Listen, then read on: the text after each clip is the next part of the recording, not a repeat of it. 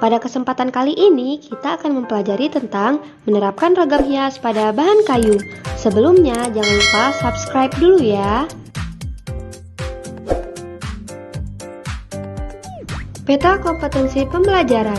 Di sini kita akan membahas penerapan ragam hias pada bahan kayu, meliputi teknik menggambar, teknik melukis, dan pengertian ragam hias pada bahan kayu.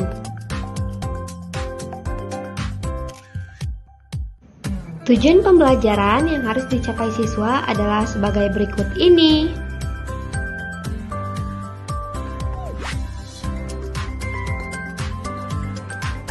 Ragam hias selain diterapkan pada tekstil, dapat dijumpai juga pada bahan kayu.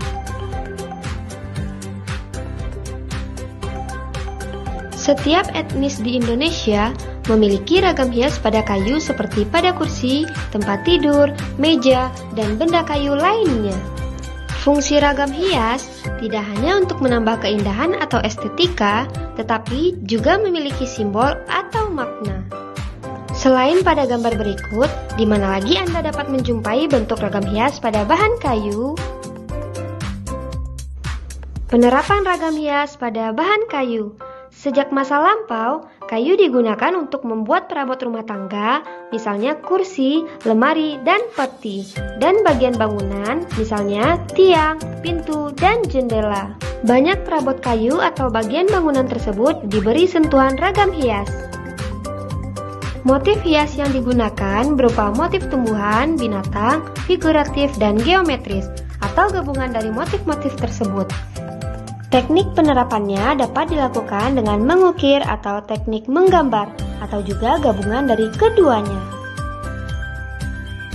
Selain digunakan sebagai hiasan, ada ragam hias pada benda-benda tersebut yang juga memiliki nilai simbolis terkait dengan kepercayaan atau agama. Beberapa daerah di Indonesia seperti Jawa, Sumatera, Kalimantan, Bali, Sulawesi, dan Papua memiliki ragam hias yang khas pada bahan kayu. Contoh penerapan ragam hias. Ragam hias diterapkan pada permukaan bahan kayu yang berbentuk bidang 2 dan 3 dimensi. Penerapan ragam hias pada bahan kayu ini dilakukan dengan menggambar atau mengukir. Penerapan ragam hias pada bahan kayu juga terdapat pada benda-benda seni kerajinan daerah seperti tameng dan topeng. Ragam hias ini dikerjakan dengan cara digambar kemudian diberi warna. Teknik penerapan ragam hias pada bahan kayu. Penerapan ragam hias pada bahan kayu dapat dilakukan dengan cara mengukir dan menggambar atau gabungan keduanya. Mengukir dalam hal ini adalah membentuk tonjolan dan cekungan berbentuk ragam hias tertentu pada permukaan kayu dengan menggunakan alat pahat. Alat untuk mengukir ragam hias di atas bahan kayu. Alat utama untuk mengukir adalah pahat dan pemukul. Ada dua jenis mata pahat, yaitu mata pahat mendatar dan mata pahat melengkung. Pahat terdiri atas 4 jenis, yaitu yang pertama, pahat kuku atau penguku. Pahat ini berbentuk lengkung seperti kuku manusia, berfungsi untuk mengerjakan bagian yang lengkung, melingkar, membentuk cembung, cekung, ikal, dan pecahan aris maupun pecahan cawen. Yang kedua, pahat lurus atau penyilat. Pahat ini berbentuk lurus, digunakan untuk mengerjakan bagian yang lurus atau rata. Yang ketiga, pahat lengkung setengah bulatan atau pahat kol. Pahat ini berbentuk melengkung setengah bulatan, digunakan untuk bagian-bagian cekung yang tidak dapat dikerjakan dengan pahat kuku.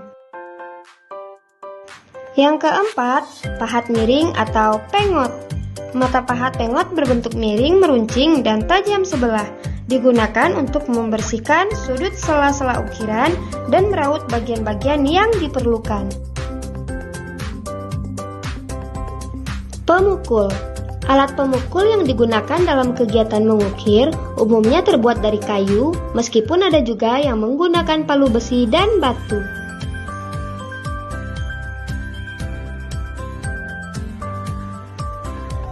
Yang kedua, menggambar ragam hias ukiran.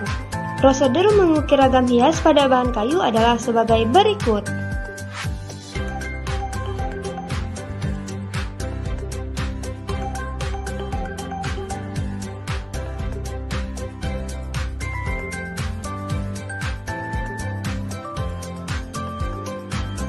Contoh melukis ragam hias di atas bahan kayu. Yang pertama, siapkan bahan dan alat melukis. Yang kedua, siapkan bahan kayu. Yang ketiga, buatlah rancangan gambar ragam hias pada kertas. Yang keempat, pindahkan gambar rancangan tersebut pada permukaan bahan kayu. Yang kelima, menerapkan cat untuk menyelesaikan gambar. Dan yang terakhir, berikan lapisan vernis atau cat transparan pada permukaan kayu. Sampai di sini, apakah Ananda sudah mengerti? Jika sudah, silakan tulis ringkasan materi